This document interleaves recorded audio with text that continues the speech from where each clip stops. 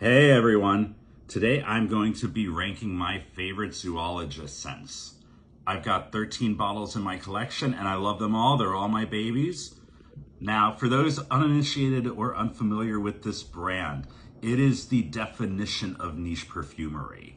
Some of these scents are pretty wild and they're not going to be for everyone. Each scent is based off of an individual animal's habitat or environment. Now, let's get into it. All right, in last place we have, and before I get to this, I do want to say I love all of these bottles.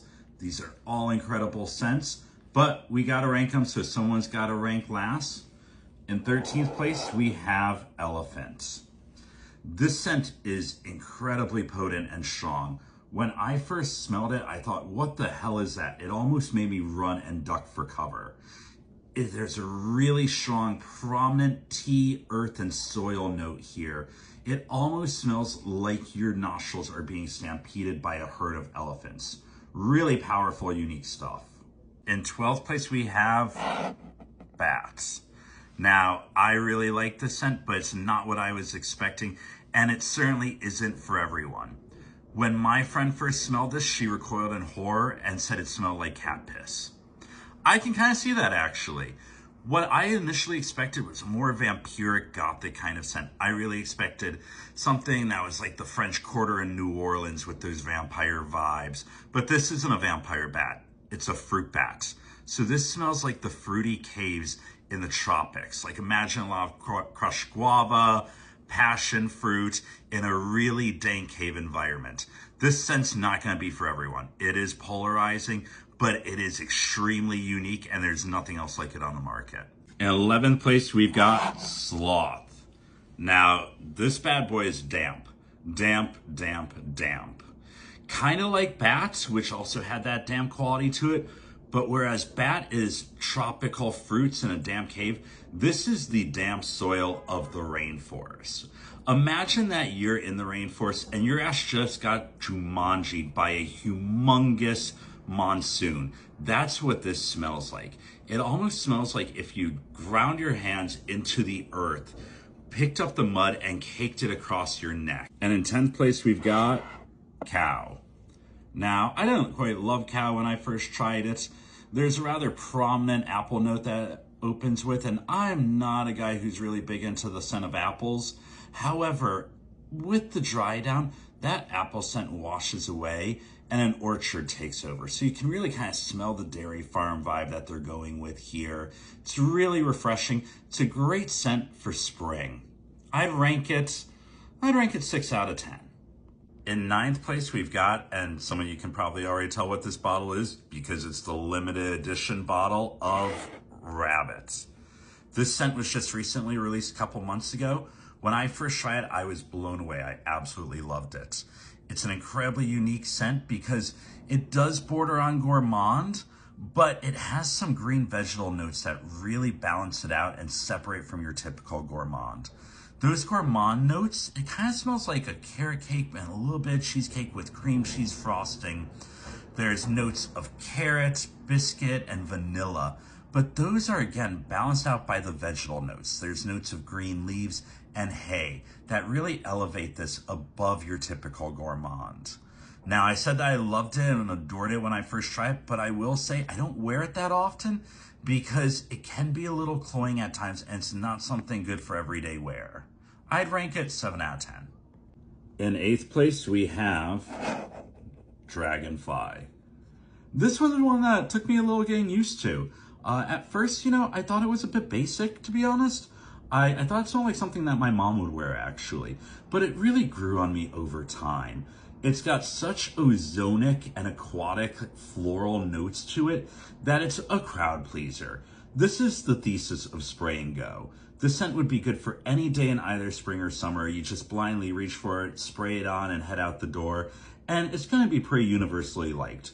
Of all the Zoologist scents, I would say that this is probably the most mainstream and your safest bet if you're new to the fragrance house. In 7th place, we have Penguin. Now, this is the limited edition bottle. Truly gorgeous stuff. It's reflective, so it almost kind of looks like the Northern Lights, aka the Aurora Borealis. And I gotta tell you, when I first tried this scent, I went in with sky high expectations, and it didn't quite meet up with those. At first, I didn't know what to make of this scent.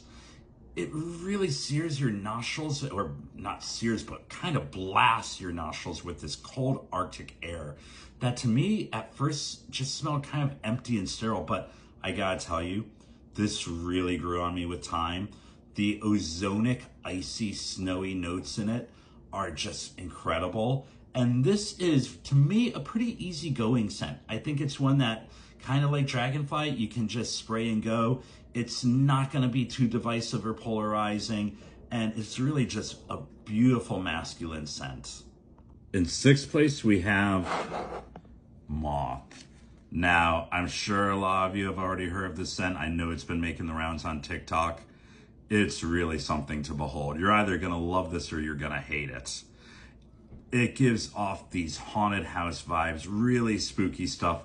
It smells like an attic with rotting flowers, and I gotta tell you, I love it. When I first smelled it, I thought it was unwearable, but that's because it's art. This isn't a fragrance. It is straight up art and niche perfumery at its finest. I love this scent. I get real haunted house vibes from it, kind of almost like a Marilyn Manson song. But I gotta tell you, I would almost never wear this out of the house. This is one that I love, but I just spray it on for myself when I'm feeling like a recluse and a little bit of a hermit and an introvert and don't want to go outside and don't see anybody. But I love it. I would rank it a solid 8 out of 10. In fifth place, we have Bee. This shit is decadent. It smells like you are trapped in the beehive itself, in the honeycomb. But there's this kind of decadence to it that reminds me of something that would be smelled at a glamorous 3-martini lunch back in like the 50s in one of New York's finest restaurants. I mean, there's something kind of old school about this fragrance. It's not gonna be for everyone. That honey note is powerful. But for those who understand it and are open to something really rich and decadent, this is your bottle. I would rank this 8 out of 10. Fourth place, we have Seahorse. This was the second bottle of Zoologist I ever bought. It is really kind of my introduction to this particular fragrance house, and I just love this scent. I would rank it a 9 out of 10. Beautiful stuff. It really smells like you're in a seaside resort. This is like the coast of Charleston or the coast of Florida during a beach getaway. Absolutely amazing. In third place, we've got Squid.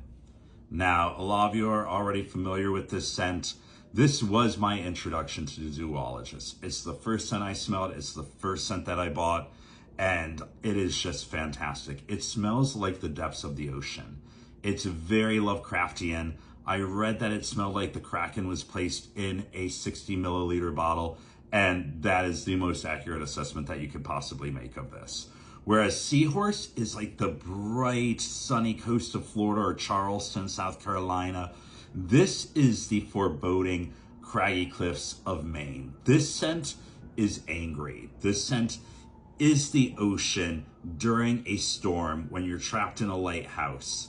It is truly powerful stuff. The notes of ink are incredible, and it is by far a masterpiece. Just Zoologist at its finest right here. And in first place, we have, oh, wait, there's one more surprise twist. Victor Wong was nice enough to send me a complimentary travel spray of this unyet released scent, King Cobra. It is my second favorite from the entire collection. The full bottle will be released on October 31st. This scent is powerful. It truly is the king. With this scent, there's a note of cannabis, yes, pot, leather, soil, incense, moss, and this fragrance sprays out of the bottle with enough potency to blind its victim. This is powerful stuff. It almost gives me vibes of like Urban Decay, which I really love. Absolutely one of the top Zoologist scents. I think it's gonna be a hit for the house. It's my number 2. And finally, the best Zoologist scent, in my humble opinion, Snowy Owl. Just gorgeous. This might be my favorite scent of all time. It's meant to evoke the scent of the woods after a snowfall as the snow begins to thaw. And I find it quite indescribable. It is the perfect scent. I even wear it year round, but really this one is a killer in the spring and in the winter. You can't go wrong. It's just absolutely gorgeous. 10 out of 10. You need to have this in your collection. Those are my 13 favorite zoologist scents. Let me know in the comments what your favorite is.